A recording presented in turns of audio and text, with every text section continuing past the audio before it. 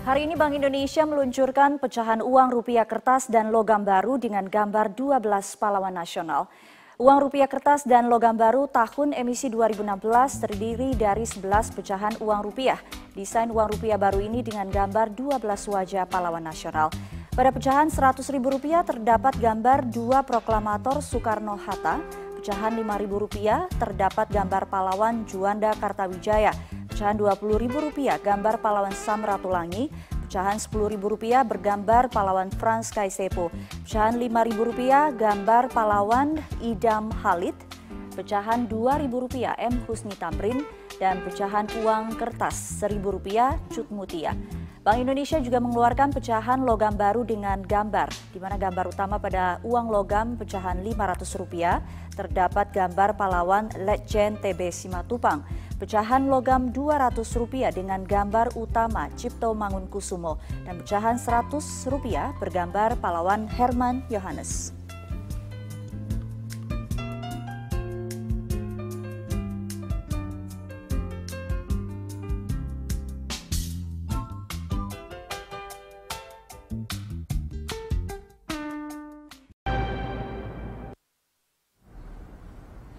Sapu bersih pungli sampai akarnya. Dialog kita lanjutkan kembali masih bersama Kombes Pol Martinus Sitompul, anggota publikasi dari Satgas Saber Pungli. Dan bagi Anda pemirsa yang ingin mungkin melapor atau mengadu mungkin Pak Martinus ya, bisa menghubungi nomor telepon yang sekarang sudah tertera di layar. Kalau SMS di 0856 880 881. Kalau telepon 0821 1213 1323 dan juga ada email. Dan kemudian juga sebetulnya ada satu aplikasi lapor di Android dan mungkin iOS juga ya untuk ini itu sekarang sedang kita sedang diperbaiki ya. Itu kalau nanti ditulis saja mungkin Saber Pungli mungkin akan ada beberapa aplikasi yang bisa dipilih di sana dan pilih yang paling tepat. Pak Martinus, ini kalau kita bicara soal Satgas Saber Pungli ini kan merupakan gabungan dari antar lembaga di pusat maupun di daerah sebetulnya kan. Nah ini koordinasinya akan seperti apa nanti Pak?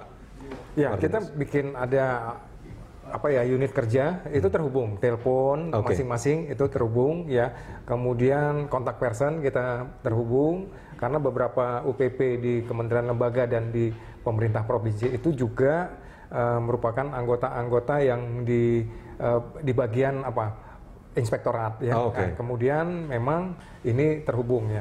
Kemudian mekanismenya juga ada laporan harian, ada laporan mingguan, ada laporan bulanan. Dan secara insidentil kita bisa menggunakan fasilitas Vicon ya.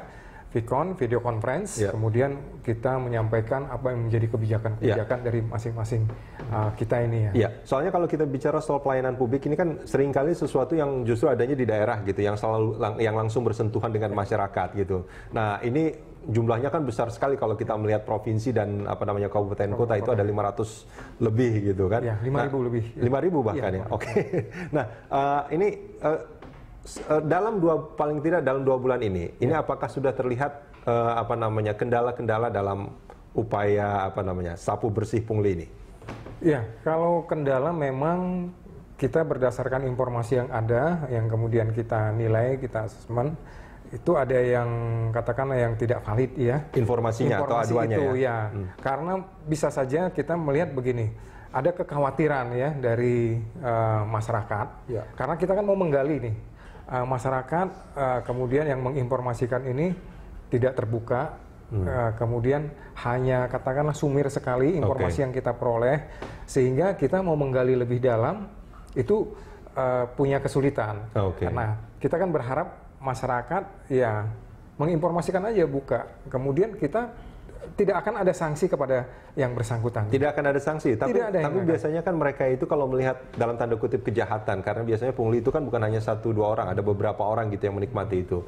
Kan mereka ada kekhawatiran, jangan-jangan nanti identitasnya dibuka lagi. Nah itu gimana Pak Martinus? Ya, memang dalam mekanisme ini nanti yang akan menjadi pelapor itu adalah anggota Polri, atau anggota tim itu, atau anggota UPP. Jadi memang bukan masyarakat yang melaporkan bukan itu. Bukan masyarakat? Ya, karena ini kan temuan ya. Temuan kita kemudian ya berarti kita yang akan melaporkan. Jadi jangan ada kekhawatiran ya, identitasnya itu tidak akan dibongkar. Tidak akan dibongkar. Tidak akan dibongkar. Jadi masyarakat tidak perlu khawatir, mungkin bisa menghubungi nomor telepon yang nanti akan kita tayangkan kembali. Tidak ada kekhawatiran bahwa mereka ketika melapor itu identitasnya akan dibuka.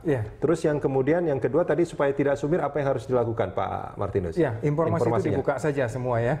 Dibuka dan kemudian identitas juga dibuka dan kemudian siapa orangnya lebih memudahkan lah.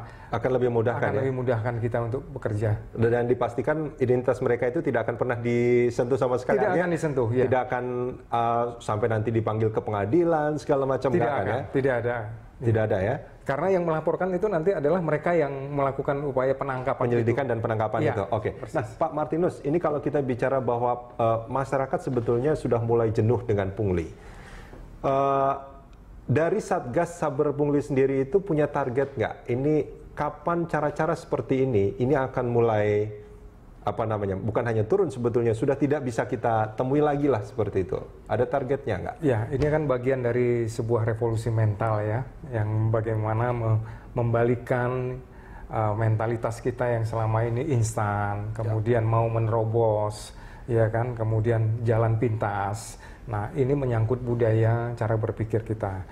Tentu target ini tidak hanya target jangka pendek, jangka menengah, tapi jangka panjang yang terus juga dilakukan upaya-upaya edukasi juga ke masyarakat. Masyarakat jangan mau memberikan suap. Hal seperti ini ada dua kepentingan tentunya ya. Jadi kita tidak hanya kepada melakukan penindakan juga, tapi edukasi kita kepada masyarakat seperti Pak Tampu Bolon tadi ya. Misalnya pagi tetap aja bertahan tidak mau, ya kan? Tidak mau ikut karena itu potensi ada penyimpangan misalnya. Jangan tergerak hatinya untuk mengikuti itu. Jadi ada dua pihak di sini yang perlu kita lakukan terus edukasi. Sama seperti korupsi, ada pemberi dan penerima sebetulnya. Nah ini tapi kan biasanya masyarakat itu karena mereka merasa tidak akan dihukum dengan pungli gitu ya. Paling tidak integritas pelayan publiknya yang harus dibenahi terlebih dahulu kan. Kalau memang mereka belum punya integritas, paling enggak mereka takut untuk melakukan itu. Dan itu tugasnya Satgas Saber Pungli seperti itu. Pak Martinus, terima kasih banyak sudah bergabung bersama kami. Pemirsa, inilah headline news pukul 1 waktu Indonesia Barat. 4.200 lebih rumah warga di Tuban, Jawa Timur masih terendam banjir luapan Sungai Bengawan Solo.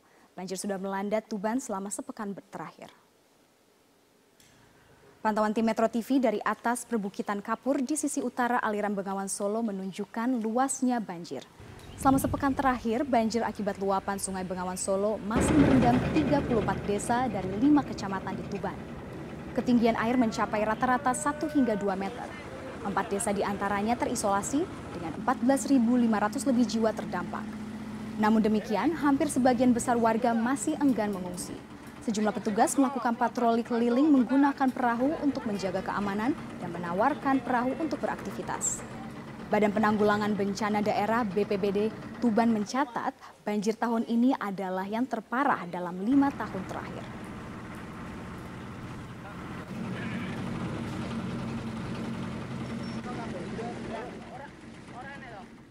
Bismillahirrahmanirrahim. Assalamualaikum warahmatullahi wabarakatuh. Pertama-tama saya ingin menyampaikan terima kasih kepada seluruh jajaran pimpinan KPK yang telah menginformasikan mengenai kejadian operasi tangkap tangan terhadap salah satu staf di Direktorat Jenderal Pajak. Tentunya saya sangat kecewa terhadap tindakan dari aparat pajak, terutama pada saat kami semuanya sedang di dalam proses untuk membangun kembali kepercayaan wajib pajak melalui suatu program tax amnesty yang ini menggambarkan dibutuhkannya kepercayaan dua belah pihak, yaitu dari wajib pajak dan juga dari aparat pajak. Tindakan yang dilakukan oleh Oknum HS dari Direktorat Jenderal Pajak mencerminkan suatu pengkhianatan terhadap prinsip-prinsip tata kelola yang baik, integritas, dan kejujuran yang selama ini merupakan nilai-nilai yang dianut oleh Kementerian Keuangan dan Direktorat Jenderal Pajak. Jadi ini merupakan suatu tindakan yang mencederai nilai-nilai dan tentu juga mencederai kepercayaan dari koleganya yang lain. seperti dikatakan oleh pimpinan KPK, Pak Agus, bahwa sebagian besar dari jajaran Direktorat Jenderal Pajak adalah para aparat yang punya komitmen tinggi untuk membangun institusi pajak menjadi institusi yang bisa dipercaya oleh publik, untuk mengumpulkan kewajiban sangat mengecewakan bagi seluruh jajaran Direktorat Jenderal Pajak dan tentu bagi pimpinan di Kementerian Keuangan, termasuk saya sendiri secara pribadi yang sangat kecewa. Kami Kementerian Keuangan, saya sendiri akan terus mendukung langkah KPK untuk mengusut kasus ini secara tuntas. Kasus ini sudah masuk di dalam proses penegakan hukum, dan oleh karena itu Kementerian Keuangan akan berkomitmen membuka akses yang seluas-luasnya bagi KPK untuk mendalami kasus ini. Karena saya sangat menginginkan bahwa momentum ini akan menjadi salah satu trigger atau pemicu yang kredibel bagi pembersihan dan perbaikan Direktorat Jenderal Pajak. Kalau kami selama ini berkomunikasi bahwa melalui tax amnesty dan reformasi kami ingin membangun kepercayaan publik, maka kami menganggap bahwa hikmah dari OTT ini adalah suatu upaya yang jauh lebih sistematis dan kredibel untuk membangun Direktorat Jenderal Pajak yang bersih dari korupsi dan memiliki nilai integritas yang baik. Kami juga akan bekerja sama dengan KPK untuk mengintensifkan berbagai upaya pencegahan korupsi dan memperbaiki sistem tidak hanya di Direktorat Jenderal Pajak, tadi di Kementerian Keuangan keseluruhan. Kami menganggap bahwa Kementerian Keuangan merupakan lembaga yang sangat penting, sangat strategis yang memiliki amanah untuk mengelola keuangan negara secara bersih dan kredibel. Dan itu tidak mungkin dilakukan secara sendiri tanpa ada bantuan dan dukungan dari institusi yang kredibel seperti KPK. Sehingga saya sangat menyambut dan meminta untuk KPK membantu kami. Sehubungan dengan reformasi di Direktorat Jenderal Pajak yang telah saya sampaikan beberapa saat ini, maka saya akan segera membentuk dan mengumumkan tim reformasi di Direktorat Jenderal Pajak yang tidak hanya menyangkut masalah korupsi, tapi menyangkut ada 5 hal yang sangat strategis. Yang tentu pertama adalah masalah SDM dan Code of Conduct. Yang ini menyangkut masalah integriti, pembersihan terhadap aspek-aspek korupsi, tapi lebih kepada juga perbaikan skill, kompeten, dan profesionalisme. Yang kedua adalah menyangkut masalah information system dan database, karena ini akan sangat membantu kami untuk mengidentifikasikan kewajiban dari wajib pajak secara objektif dan mengurangi interaksi dari aparat pajak secara tidak perlu yang kemudian bisa menimbulkan berbagai transaksi seperti yang terjadi pada OTT ini. Yang ketiga, kami perlu dan memandang penting untuk memperbaiki bisnis proses. Selamat malam, Anda menyaksikan Headline News pukul 21 waktu Indonesia Barat. Pemirsa, Polda Metro Jaya telah menetapkan Buniyani sebagai tersangka terkait dugaan pencemaran nama baik. Untuk mengetahui informasi selengkapnya, kita simak langsung mendengarkan keterangan pers dari Kabid Humas Polda Metro Jaya, Kombes Pol Awi Setiono. Romawi 10 2016 PMJ di Reskrim Sus pada tanggal 7 Oktober 2016. Kita ketahui bersama bahwasannya LB tersebut pelapornya adalah Andi Windo Wahidin SHMH. Kasusnya tentang pencemaran nama baik dan penghasutan atau SARA. Adapun untuk identitas terlapor, yaitu nama BY, jenis kelamin laki-laki, tempat tanggal lahir Lombok Timur 16 Mei 1969, pekerjaan dosen agama Islam, Kewarganegaraan Indonesia, alamat Kalibaru, Permai, Blok B2, nomor 15, RT 002007, Kelurahan Kalibaru, Kecamatan Cilodong, Depok, Jawa Barat. Hasil dari proses penyidikan selama ini yang telah dilakukan oleh Subdit Cybercrime Polda Metro Jaya sudah melakukan pemeriksaan terhadap saksi-saksi, kemudian saksi ahli, sampai dengan hari ini kita telah melakukan pemanggilan terhadap terlapor tadi pagi sekitar jam berapa tadi Pak Roberto? Jam 11 ya. Ya, kita panggil jam 10, jam 11 hadir sebagai saksi dan tadi sampai dengan pukul sekitar 19.30 ya. Selesai dilakukan pemeriksaan sebagai saksi. Namun demikian dengan hasil pemeriksaan, hasil konstruksi hukum, pengumpulan alat-alat bukti dari penyidik pada kesempatan malam hari ini sekitar pukul 20.00 dengan bukti permulaan yang cukup, yang bersangkutan saudara BY kita naikkan statusnya menjadi tersangka.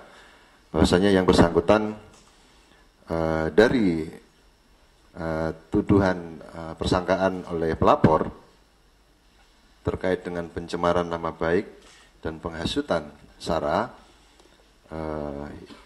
yang dapat kita penuhi terkait dengan unsur-unsur perbuatan pidananya, yaitu terkait dengan. Kita beralih ke informasi. Penyidik Polda Metro Jaya memanggil sejumlah saksi untuk mendalami kasus penghadangan kampanye yang terjadi pada pasangan Cagup dan Cawagup DKI Jakarta, Basuki Cahayapurnama dan Jarod Saiful Hidayat di kawasan Kembangan Utara.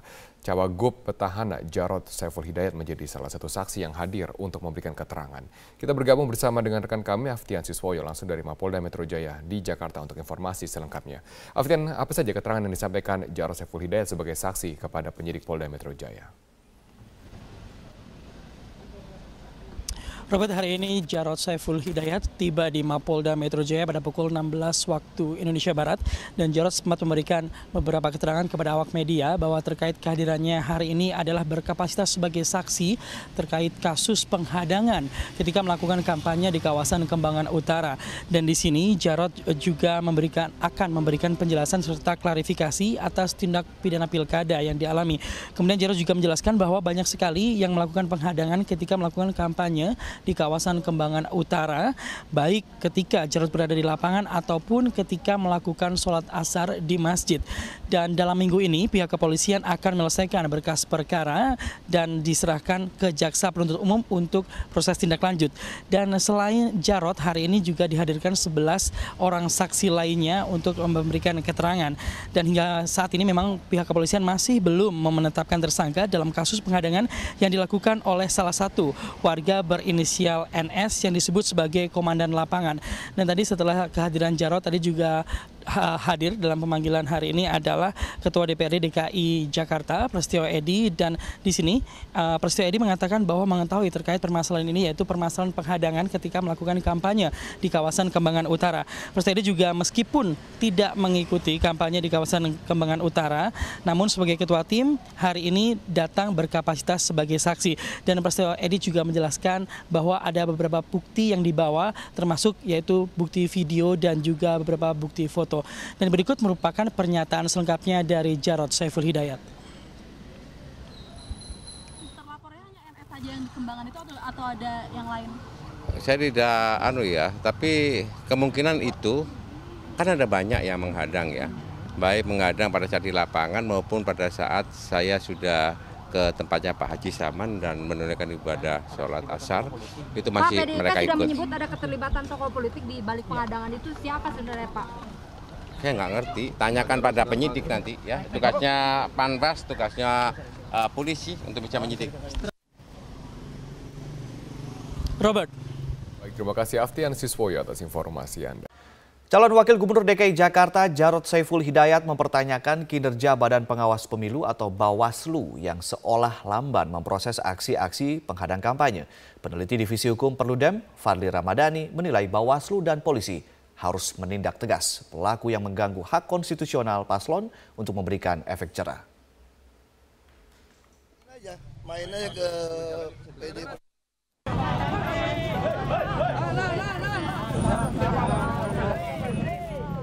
Kegiatan kampanye pasangan calon kepala daerah DKI Jakarta, Basuki Cahayapurnama dan Jarod Saiful Hidayat sempat berulang kali mendapatkan gangguan dari sekelompok massa. Tercatat telah lebih dari 5 kali pasangan Ahok Jarot dihadang sejak masa kampanye digelar pada 28 Oktober lalu. Calon Wakil Gubernur DKI Jakarta, Jarod Saiful Hidayat, sempat mempertanyakan kinerja Badan Pengawas Pemilu atau Bawaslu yang dianggap lamban memproses aksi-aksi penghadang yang diterima pasangan calon gubernur dan calon wakil gubernur nomor urut 2 ini. Tanyakan kepada Bawaslu. Makanya tadi Panwas kan ikut ya, Panwas ini ada belakang ya. Aku bilang, ya harusnya, aku kan pernah juga ditolak di sini. Pernah nggak ditolak? Pernah. Di Kalibaru. Kenapa nggak langsung diproses? Saksinya banyak, buktinya ada, orangnya kelihatan, ya nggak? Saya aja ngomong, bukan warga situ, dia warga RW 7, kami ketemu RW 1, ya nggak? Nah gitu dong. Ketua Badan Pengawas Pemilihan Umum atau Bawaslu DKI Jakarta, Mimah Susanti, membantah abai memproses laporan pelanggaran pemilu. Ia mengaku Bawaslu telah memproses seluruh laporan yang dilayangkan tim kampanye Ahok Jarot. Dari 4 laporan, hanya 1 yang memenuhi unsur pidana. Ada 1 laporan yang disampaikan oleh tim pasangan calon nomor urut 2 itu yang memenuhi unsur tindak pidana pemilu. Dan itu sudah kita tindak lanjuti atau kita rekomendasikan kepada pihak kepolisian. Jadi kewenangannya itu sudah ada kepada mereka, ya. Peneliti Divisi Hukum Perludem, Fadli Ramadhani, menilai penolakan kampanye paslon yang terjadi di DKI sudah masuk dalam pelanggaran serius. Karena itu, ia meminta Bawaslu dan polisi segera bertindak. Penolakan ini atau bukan penolakan sebetulnya, tapi mengganggu tahapan kampanye ini mesti ditindak secara hukum. Nah, makanya pembelajaran penindakan secara hukum itu nanti akan memberikan efek jera kepada orang yang akan melakukan atau orang yang masih melakukan. Nah, makanya menurut saya ini tidak bisa dibiarkan. Kalau ini dibiarkan dan tidak ditindak secara tegas, ini bisa menjadi presiden bagi daerah lain yang melangsungkan pilkada di 100 daerah yang lain. Kegiatan kampanye adalah hak setiap pasangan calon kepala daerah yang dilindungi oleh undang-undang. Jika hal ini dibiarkan, dikhawatirkan tidak hanya akan menjadi presiden buruk bagi pelaksanaan demokrasi, tetapi juga penegakan hukum di Indonesia. Apalagi ada ancaman pidana bagi para pelaku. Tim Liputan Metro TV. Banyak cara dilakukan warga untuk mendukung pasangan calon gubernur DKI Jakarta dalam memenangkan Pilkada DKI 2017 mendatang. Ya, salah satunya dengan penggalangan dana kampanye rakyat yang digagas oleh kaum ibu-ibu sebagai simpatisan pasangan nomor urut 2 Ahok Jarot. Dalam rangka mendukung pasangan petahana Ahok Jarot, kelompok ibu-ibu arisan di RW 12 Pejagalan Penjaringan Jakarta Utara menggalang dana kampanye rakyat. Meski sederhana, sejumlah ibu mengaku sukarela menyumbangkan uang mereka terhadap perjuangan Ahok Jarot. Komunitas ibu-ibu arisan merasa bahwa pasangan Ahok Jarot telah memberikan bukti dalam pembangunan ibu kota Jakarta, termasuk diantaranya sejumlah program kerja yang telah dirasakan kaum perempuan. Memang kita mengumpulkan dana ini toh nanti untuk dari kita untuk kita juga tergerak, ibu-ibu kita tergerak karena sumbangan itu karena kita merasa menginginkan punya pemimpin yang jujur dan anti korupsi. Karena bapak-bapak itu yang telah memberikan kita ke anak-anak kita sekolah dan kita lingkungan juga bersih semuanya. Adanya inisiatif warga dalam penggalangan dana kampanye rakyat disambut baik oleh tim relawan kampanye rakyat Ahok Jarot. Tim relawan mengaku terharu atas kepedulian warga untuk mendukung perjuangan pasangan Ahok Jarot. Oke, jadi dari ibu-ibu arisan di sini mereka biasa sebulan sekali memang melakukan arisan, dan pada arisan di bulan ini mereka mengundang kita dari tim penggalangan dana untuk bersama-sama melakukan kampanye rakyat untuk mendukung Basuki Jarot sebagai pasangan calon gubernur dan wakil gubernur. Jadi ibu-ibu yang arisan tadi agak bingung mau ikut berpartisipasi dalam kampanye rakyat, tapi caranya gimana? Jadi kemarin perwakilan ibu RT-nya datang ke Rumah Lembang. Para ibu berharap agar hasil dana yang dikumpulkan bisa digunakan sebaik-baiknya untuk pemenangan pasangan Ahok Jarot pada Pilkada DKI 2017 mendatang. Dari Jakarta, Muhammad Rian, Metro TV. Nisha, bagaimana keberlangsungan acara di sana?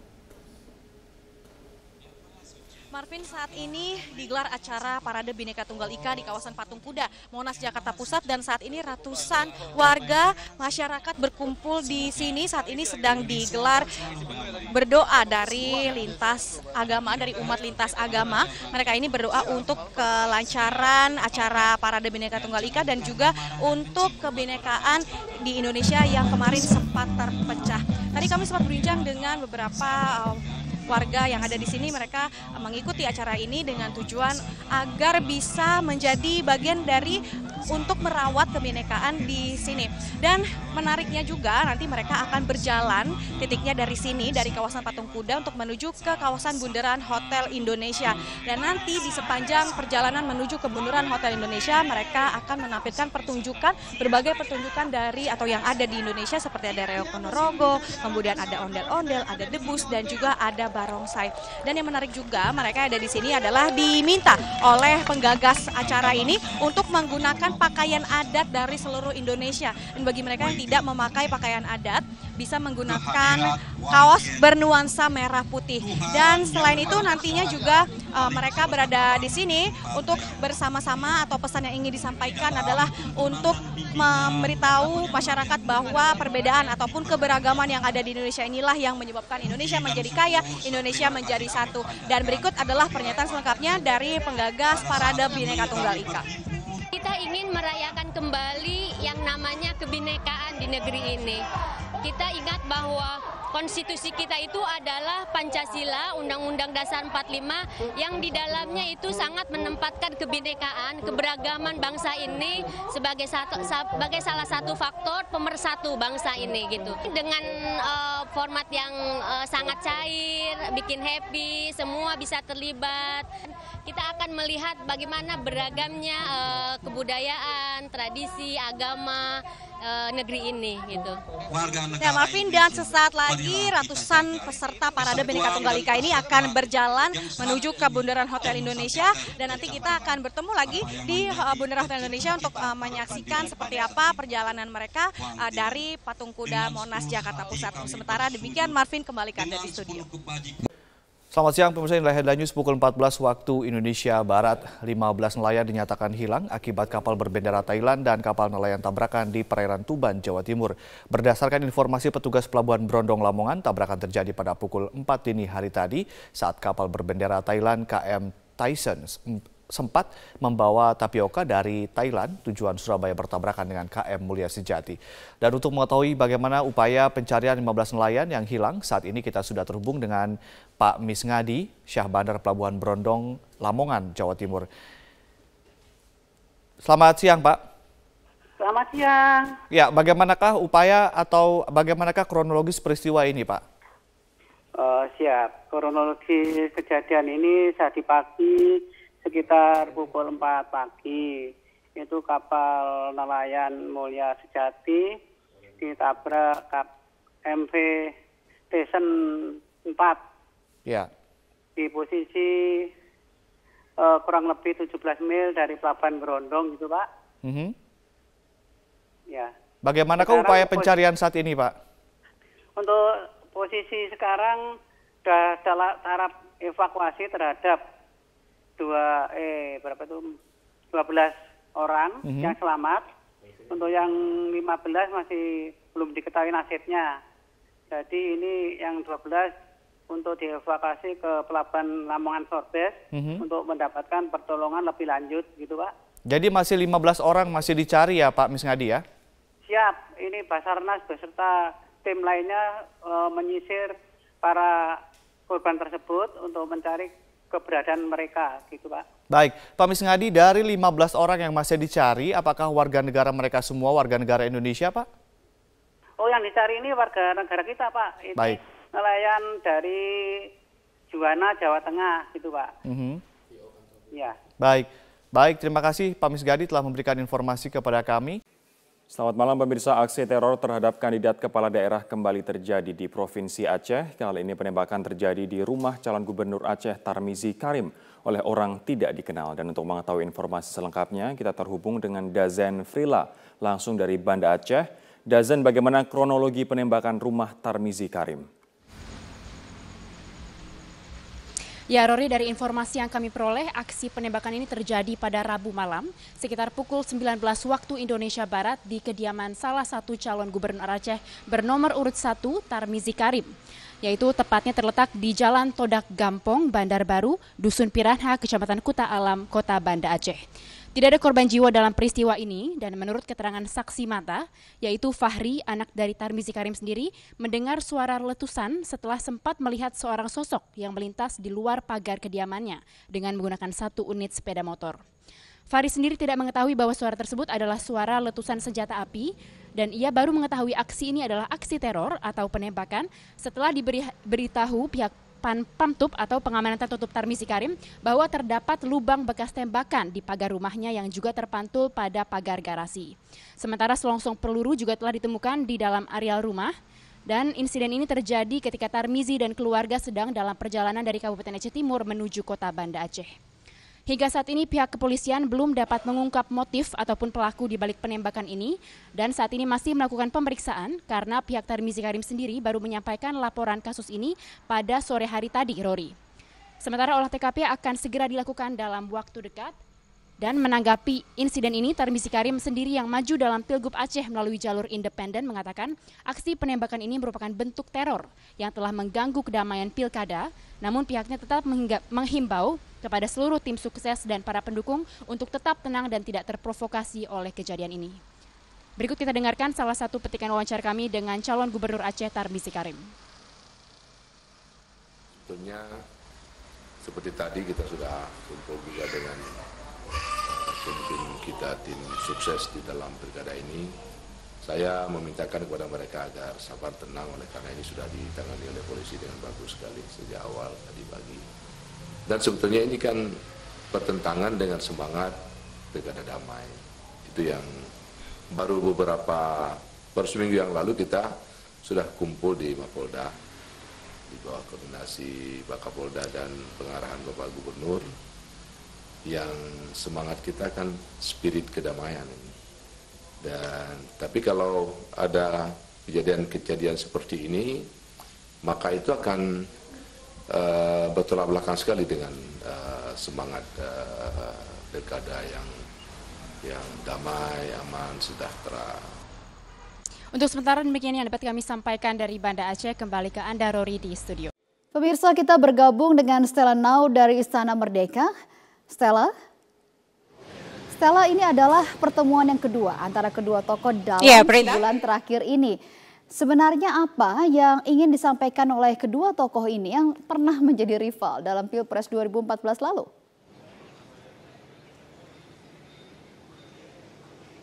Menarik sekali satu hal yang disampaikan oleh Presiden Joko Widodo dan Ketua Umum Gerindra Prabowo tadi saat bertemu santai ya, mereka ngobrol di depan Istana Merdeka.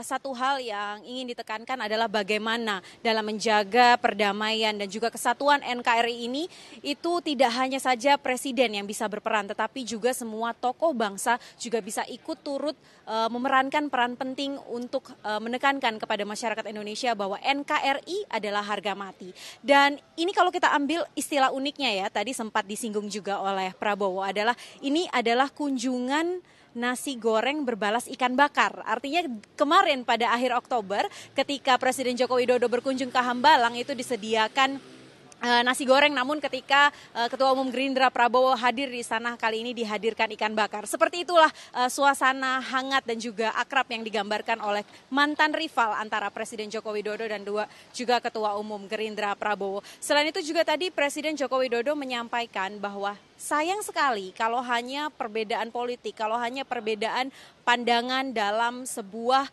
tatanan menjalankan pemerintahan itu menjadi pengganggu dan kemudian merugikan masyarakat, menjadi halangan bagi kita untuk membangun bangsa Indonesia. Karena kalau kita lihat pada tanggal demo 4 November kemarin, sebenarnya safari-safari politik seperti ini itu sudah dilakukan oleh Presiden Joko Widodo, tidak hanya kepada partai, tapi juga di kalangan pemuka agama, dan juga banyak diskusi-diskusi yang juga sudah dilakukan oleh Presiden Joko Widodo. Namun menarik kita ikuti langsung bagaimana pernyataan Presiden ini untuk menekankan bahwa NKRI adalah harga mati. Berikut pernyataan Presiden Joko Widodo. Dan saya dengan Pak Prabowo juga berkomitmen untuk bersama-sama menjaga Indonesia yang majemuk ini. Jangan kita tidak menginginkan kita terpecah belah gara-gara perbedaan politik. Tidak. Karena sangat mahal harganya bagi negara kesatuan Republik Indonesia. Selain itu, Prita, kami juga menanyakan kepada Ketua Umum Gerindra Prabowo, apakah memang masih perlu jika masyarakat yang tidak setuju dengan pengurusan atau proses hukum Gubernur DKI Basuki Cahayapurnama ini turun ke jalan lagi. Karena banyak sekali informasi yang berkembang di sosial media, itu tanggal 25 November akan ada aksi susulan. Di sini Prabowo menekankan sebagai salah satunya juga tokoh bangsa adalah kita harus mempercayakan proses hukum yang sudah berjalan. Karena memang sejak sebelum tanggal 4 November sebenarnya proses hukum terhadap Basuki Cahayapurnama itu sudah dilakukan oleh pihak kepolisian. Jadi ketika kemarin sudah digelar perkaranya, sudah jelas status hukumnya, tentunya kita harus menunggu lebih lanjut apakah kepolisian akan bekerja secara profesional atau tidak, itu yang harus diawasi. Sehingga tidak perlu lagi ada aksi turun ke jalan yang kemudian berujung gaduh ataupun ricuh. Seperti apa pernyataannya, kita ikuti langsung pernyataan Ketua Umum Gerindra Prabowo. Tidak akan malu-malu dan segan, saya akan selalu menganjurkan kesejukan. Jadi bukan menghadapi 25, Pak. Setiap saat saya akan menganjurkan selalu untuk kita tidak usah gaduh, jangan gontoan, jangan tegang. Kesimpulan yang disampaikan oleh pertemuan Presiden Joko Widodo dan Ketua Umum Gerindra Prabowo hari ini adalah satu, Prita. Artinya negara kita adalah negara demokrasi. Siapapun yang turun ke jalan, siapapun yang menyuarakan pendapatnya harus dihormati, tetapi tetap yang harus dijalankan untuk menyelesaikan semua permasalahan ini adalah hukum. Prita.